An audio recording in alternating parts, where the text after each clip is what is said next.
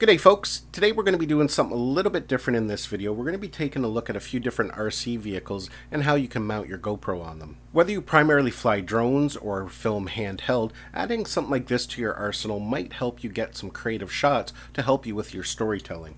Let's just jump right in and take a look.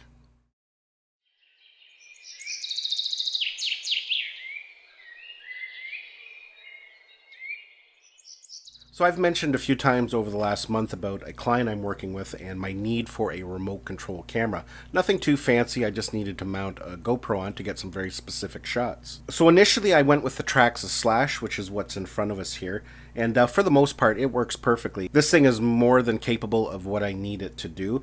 Mounting a GoPro on it is actually fairly easy. There's a couple different methods for something like this. First off, you can order these GoPro plates. They're just designed to mount in there like that, and usually it's for if you want a first-person view. If you're just driving it as an RC vehicle, you can mount your GoPro looking through the windshield. But it does give you a nice flat surface to put a GoPro buckle mount. The other alternative is to get a small sheet of plywood, drill some holes through it where they line up with these mounts here for the body, and then it gives you a nice flat surface to work with where you can mount your camera. This thing has a ton of power and it can move very quickly. Has decent suspension, so it helps get rid of some of the vibrations and movement. I did some testing with it for about a week for what I needed, and I was actually quite pleased with it, but I decided to upgrade, so I'm just going to put this one here aside for a minute. Now ultimately I decided to go with the Traxxas X-Maxx.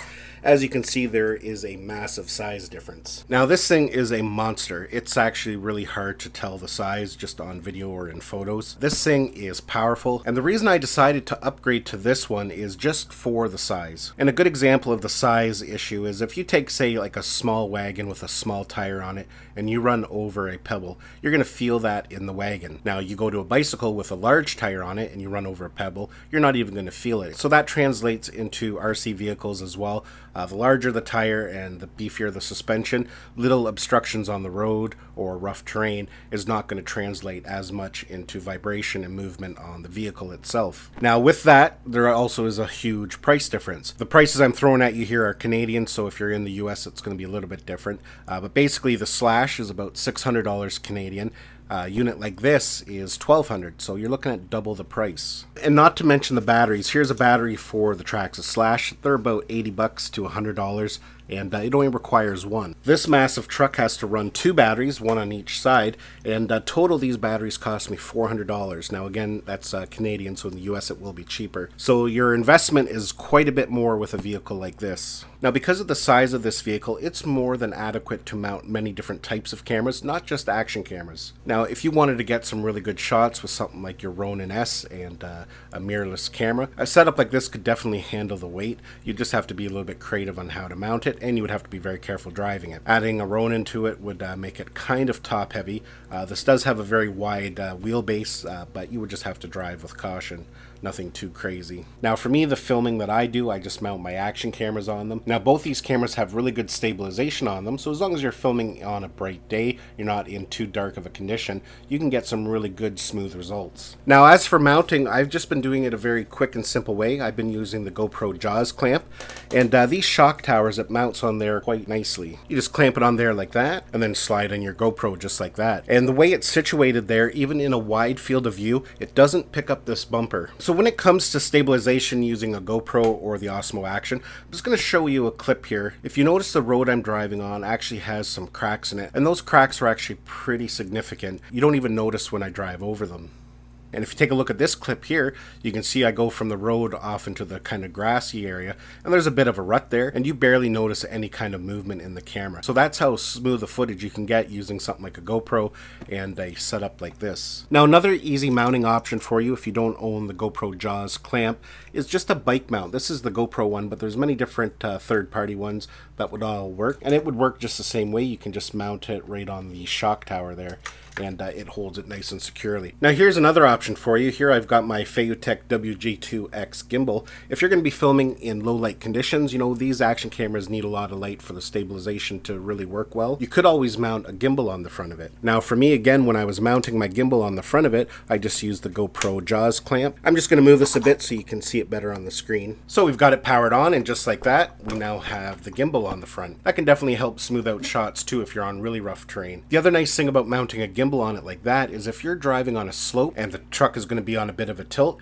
you can still get a nice straight horizon. Now I just want to show you another clip here. This was filmed with the Hero 7 Black with no gimbal, just mounted to the front of it. Here I am whipping across the field, and the field is actually pretty bumpy. You know how grass can get little ruts and different things in it, but you can see just how smooth it is, and I'm driving pretty fast there. Now for that shot I just had the camera mount on top of the truck, so you do see the truck in there, but it was just more of an example to show you just how smooth of a shot you can get even on very rough terrain. So yeah, definitely you can see the potential of having a setup like this. I'm just going to go ahead and roll some B-roll footage here just to kind of give you an idea of what you can expect when mounting a camera to it. I'll be driving in some different terrains, up and down hills, pavement, grass, just to give you a good feel of what this is capable of.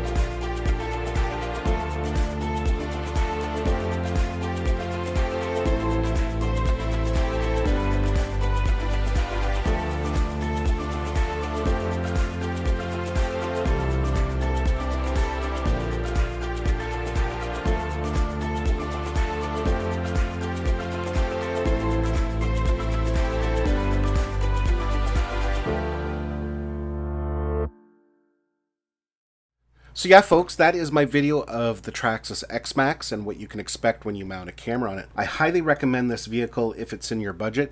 Now if you're just looking to capture some footage of your kids riding a bike, obviously it doesn't make sense to invest this kind of money unless you want to drive it recreational as well, because that is a ton of fun too. That's kind of the added bonus. Well folks, that's basically it. Don't forget to subscribe so you don't miss any of our upcoming videos, and we'll see you in the next one.